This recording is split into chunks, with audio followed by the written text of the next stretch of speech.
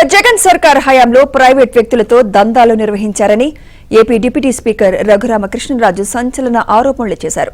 CID chief గా పనిచేసిన సునీల్ కుమార్ కు విదేశాల్లో వ్యాపారాలున్నాయన్నారు.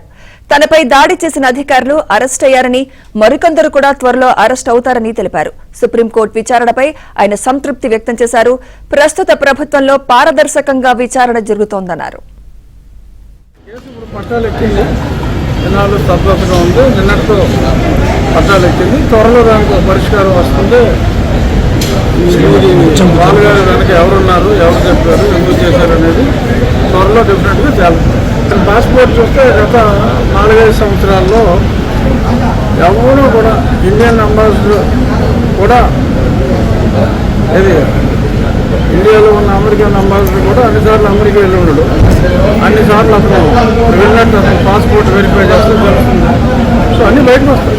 వరకు సునీల్ కుమార్కి కొందరు అనుచరులు ఉన్నారు, కలెక్షన్ ఏజెంట్స్ ఉన్నారు. ఆ కలెక్షన్ ఏజెంట్స్లు వాళ్ళని వాళ్ళ పర్సనల్ స్టాఫ్ని మెయిన్గా వాడాడు.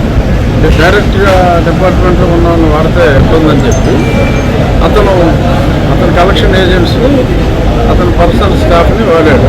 అన్నీ బయట నేను డిమాండ్ చేసింది సునీల్ కుమార్ విదేశాలకు వెళ్లకుండా ఉండాలని. ఎందుకంటే అతనికి దుబాయ్లో వ్యాపారాలు ఉన్నాయని కూడా చెప్తున్నారు. కుమార్ సర్టిఫికేట్